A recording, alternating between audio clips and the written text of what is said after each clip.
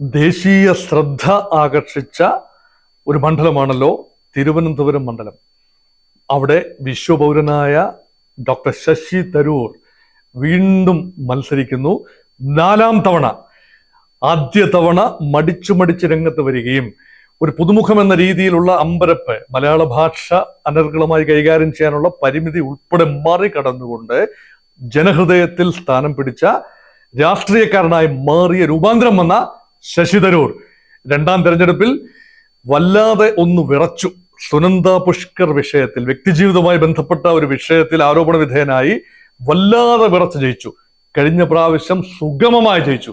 അങ്ങനെ കല്ലും മുള്ളും പറക്കാരെയും എല്ലാം ചേർന്ന ഒരു ഒരു ഒരു ഒരു ബംപി റോളർ കോസ്റ്റർ റൈഡ് തന്നെയായിരുന്നു വിജയിച്ചുവെങ്കിലും ശശി തരൂരിനുള്ളത്. പക്ഷെ ശശി തരൂർ തന്റെ ജീവിതത്തിലെ, രാഷ്ട്രീയ ജീവിതത്തിലെ ഏറ്റവും ശക്തമായ അംഗം നേരിടുന്നത് ഇപ്രാവശ്യമാണ്, യാതൊരു സംശയവുമില്ല.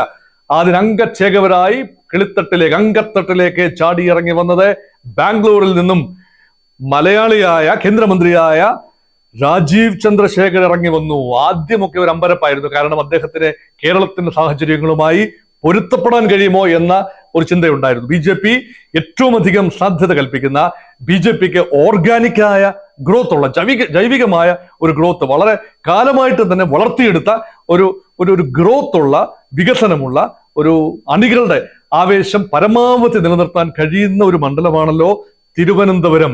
അവിടെ നായർ സമുദായത്തിൽ നിന്നുള്ള ശശി തരൂരിനെതിരെ മറ്റൊരു നായർ സമുദായക്കാരൻ തന്നെയായ രാജീവ് ചന്ദ്രശേഖർ ഒട്ടും മോശമല്ല. ശശി തരൂരിന്റെ തലപ്പൊക്കത്തോടൊപ്പം നിൽക്കാൻ കഴിയുന്ന ട്രാക്ക് റെക്കോർഡുള്ള സ്ഥാനാർത്ഥി തന്നെയാണ്. സ്വന്തം നിലയിൽ ഒരു വ്യവസായിയാണ്, സ്വന്തമായി ഒരു മേൽവിലാസം ഉണ്ടാക്കിയെടുത്തയാളാണ്, ധനാഢ്യനാണ്, BJPയുടെ സ്കീം ഓഫ് തിങ്സിൽ വളരെ പ്രധാനപ്പെട്ട ഒരു മുഖവുമാണ് മിസ്റ്റർ രാജീവ് ചന്ദ്രശേഖർ. അപ്പോൾ പിന്നെ എന്തുകൊണ്ടാണ് ഒരു LDF കാൻഡിഡേറ്റിനെ കുറിച്ച് ആദ്യമേ പറയാതിരുന്നത്? പറയാം. ഉള്ളതിൽ ഏറ്റവും കറകളഞ്ഞ വ്യക്തിത്വമുള്ള വ്യക്തിയാണ് പന്ന്യൻ രവീന്ദ്രൻ. CPIയുടെ നേതാവും മടിച്ച് വലിച്ച് കൊണ്ടുവന്ന് നിർത്തിയ കാൻഡിഡേറ്റ് ആണ്. എനിക്ക് വേണ്ട സാധാരണ പാർലമെന്ററി വ്യാമോഹം ഇപ്പോൾ ഇടതുപക്ഷ പ്രസ്ഥാനത്തിലെ നേതാക്കളെയൊക്കെ വല്ലാതെ ഭ്രമിപ്പിക്കുന്ന ഒരു കാലത്തും ഈ വ്യാമോഹങ്ങളൊന്നും ഇല്ലാതെ ഒഴിഞ്ഞുകൂടി തിരുവനന്തപുരത്ത് സ്വൈരജീവിതം നയിച്ചിരുന്ന പന്ന്യൻ രവീന്ദ്രനെ തന്നെ ഇറക്കിക്കൊണ്ട് കളം കൊഴിപ്പിക്കുകയാണ് LDF. പക്ഷെ അവസാന റൗണ്ടിൽ ഇപ്പോൾ കാണുന്നത് പണക്കൊഴുപ്പ് വല്ലാതെ കാണുന്നൊരു തെരഞ്ഞെടുപ്പ് രംഗമാണിത്. ഇവിടെ പോസ്റ്ററുകളും ബാനറുകളും ഒന്നും അല്ല വിഷയം. ഇവിടെ പണക്കൊഴുപ്പ് പ്രധാനമായി തിരുവനന്തപുരത്ത് സംഭവിക്കുന്നത് സമുദായങ്ങളിലേക്കും ഗ്രൂപ്പുകളിലേക്കും ഇറങ്ങാനുള്ള ഒരു മാർഗമായിട്ടാണ്. അത് കോഴ എന്ന ഗണത്തിൽ മാത്രമല്ല, വളരെ വലിയ തുക ചെലവാക്കിയെങ്കിൽ മാത്രമേ തിരുവനന്തപുരം മണ്ഡലത്തിന്റെ പല മേഖലകളിലേക്കും, പല സമുദായങ്ങളിലേക്കും, പല വിഭാഗങ്ങളിലേക്കും റീച്ച് ചെയ്യാനാവൂ. അവിടെയാണ് പണത്തിന്റെ സ്വാധീനം വളരെ വലുത്. ഏത് പാർട്ടിക്കാണോ, ഏത് സ്ഥാനാർത്ഥിക്കാണോ ഏറ്റവും അധികം പണം ചെലവഴിക്കാൻ കഴിയുന്നത്, അവസാനം വരെ ഈ ടെമ്പോ നിലനിർത്താൻ കഴിയുന്നത്, ആ സ്ഥാനാർത്ഥി ജയിച്ചു വരും എന്നതാണ് എൻ്റെ അഭിപ്രായം. ഇനി മറ്റൊരു കാര്യം കൂടി തിരുവനന്തപുരം മണ്ഡലത്തെ കുറിച്ച് പറയാനുണ്ട്. ഇവിടെ മത്സരം നോക്കുമ്പോൾ തീർച്ചയായും LDF രംഗത്ത് നിന്ന് പതിയെ അങ്ങ് 3ാം സ്ഥാനത്തേക്ക് മാറി. ഇപ്പോൾ തന്നെയുള്ള തിരുവനന്തപുരം മണ്ഡലത്തിൽ പൊതുവെയുള്ള സംസാരത്തിൽ പന്ന്യൻ രവീന്ദ്രൻ വളരെയധികം പിന്നോട്ട് പോകും എന്ന നിലയിലാണ്. അങ്ങനെയെങ്കിൽ ആ പന്ന്യൻ രവീന്ദ്രന് കിട്ടാവുന്ന നിഷ്പക്ഷ വോട്ടുകളും LDFന്റെ അനുഭാവികളുടെ ചില വോട്ടുകളെങ്കിലും എങ്ങോട്ട് മറിയും.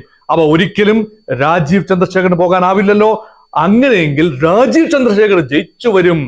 ചില വിഭാഗങ്ങളെ പ്രത്യേകമായി രാജീവ് ചന്ദ്രശേഖരനോടൊപ്പം നിൽക്കില്ല. പൊതുവെ BJP നിൽക്കാൻ സാധ്യതയില്ലാത്ത ലത്തീൻ കത്തോലിക്ക വിഭാഗം, നാടാർ വിഭാഗം, CSIയിലെ നാടാർ ആൻഡ് നോൺ നാടാർ വിഭാഗങ്ങൾ, ഇതെല്ലാം തന്നെ പലപ്പോഴും സ്വാധീനിക്കപ്പെടാൻ സാധ്യതയുള്ള വിഭാഗങ്ങളാണ്. ആ വിഭാഗങ്ങളുടെ തേരിലേറിയാണ് കഴിഞ്ഞ 3 തെരഞ്ഞെടുപ്പിലും ശശി തരൂർ ജയിച്ചത്.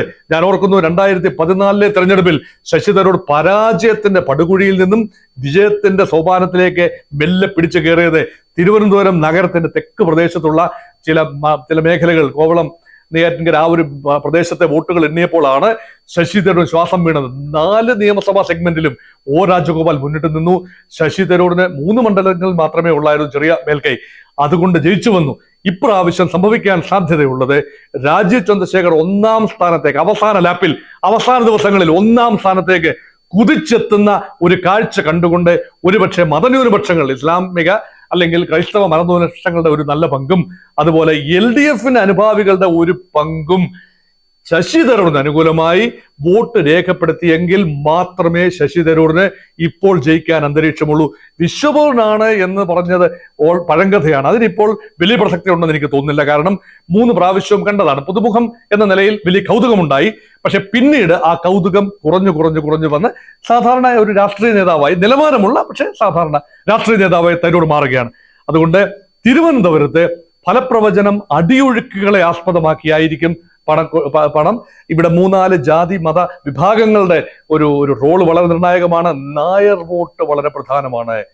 നായർ അഭിമാനം കാത്തു സൂക്ഷിക്കാൻ തരൂർ, അതായത് നായർ സമുദായത്തിലെ ഒരു തലയെടുപ്പുള്ള വിശ്വപൗരൻ, അദ്ദേഹത്തിന് വോട്ട് ചെയ്യാൻ നായർ സമുദായത്തിന് പാർട്ടി നോക്കേണ്ട കാര്യമില്ലായിരുന്നു. പക്ഷേ ഇപ്പോൾ അതേ തലയെടുപ്പോടുകൂടി രാജീവ് ചന്ദ്രശേഖർ വരുമ്പോൾ തരൂറിന് കിട്ടിയിരുന്ന നായർ വോട്ടിന്റെ ഒരു പങ്കെങ്കിലും ശ്രീ രാജീവ് ചന്ദ്രശേഖരന് മാറിപ്പോയാൽ അവിടെ തരൂർ ദോഷം ചെയ്യും. അതുപോലെ തീരദേശ മേഖല, വിഴിഞ്ഞം മുതലായ മേഖല, മത്സ്യബന്ധന മേഖല, അവിടെ ഈ 2-3 പാർട്ടികളോടും വിരോധമുണ്ട്. LDF ആ വിഴിഞ്ഞം വിഷയം കൈകാര്യം ചെയ്ത രീതി, വിഴിഞ്ഞം തുറമുഖം കൊണ്ടുവന്ന BJPയുടെ രീതി, അത് വേണ്ട രീതിയിൽ പ്രതികരിക്കാതിരുന്ന തരൂറിന്റെ രീതി, ഈ 3 വിരോധങ്ങളും ചേർന്ന് എങ്ങനെയാണ്, ഏത് കാൻഡിഡേറ്റിനെയാണ് അവസാനം വിഴിഞ്ഞം, വലിയതുറ അല്ലെങ്കിൽ കൊച്ചുവേളി അഥവാ അല്ലെങ്കിൽ ശംഖുമുഖം ആ പ്രദേശത്തെ, തീരപ്രദേശത്തെ പൂവാർ ആ മേഖലയിലെ വോട്ടർമാർ എങ്ങനെയാണ്, പ്രത്യേകിച്ച് ലത്തീൻ കത്തോലിക്ക സഭയും സമുദായവും വോട്ടർമാരും എങ്ങനെ പ്രതികരിക്കുമെന്ന് നോക്കിക്കാണേണ്ടതാണ്. ഞാൻ നേരത്തെ സൂചിപ്പിച്ച നാടാർ വോട്ടുകൾ, ആ പ്രദേശത്തെ നാടാർ സമുദായത്തിന്റെ വോട്ടുകൾ, അത് കൃത്യമായി ഒരു പെട്ടിയിൽ, പലപ്പോഴും അത് UDF കിറ്റിയിൽ വീണിരുന്നു, ഇപ്പോഴത് കൃത്യമായി UDF കിറ്റിയിൽ വീഴുമെന്ന് ഉറപ്പിച്ചു പറയാനാവാത്തൊരവസ്ഥയാണ്. അതുകൊണ്ടാണ് അടിയൊഴുക്കുകൾ വളരെ സജീവമാണ്. അടിയൊഴുക്കുകൾ തരൂരിന് അനുകൂലമായോ രാജീവ് ചന്ദ്രശേഖരന് അനുകൂലമായോ അവസാന നിമിഷം പ്രവർത്തിക്കാം. അതുകൊണ്ട് ഇവരിൽ 2 പേരിൽ ഒരാളായിരിക്കും വിജയ് എന്നാണ് തിരുവനന്തപുരത്തെ കുറിച്ച് എനിക്ക് പറയാനുള്ളത്. തിരുവനന്തപുരത്ത് ഇപ്പോഴും പ്രവചനാതീതമാണ്. ഒരു പ്രവചനത്തിന്റെ ഒരു സാഹസമൊന്നും ഞാൻ കാട്ടുന്നില്ല. ശ്രീ പന്ന്യൻ രവീന്ദ്രൻ ജയിച്ചു വരാനുള്ള സാഹചര്യം ഇല്ല എന്ന് മാത്രമേ എനിക്ക് അക്കാര്യത്തിൽ ഉറപ്പിച്ചു പറയാനാവൂ.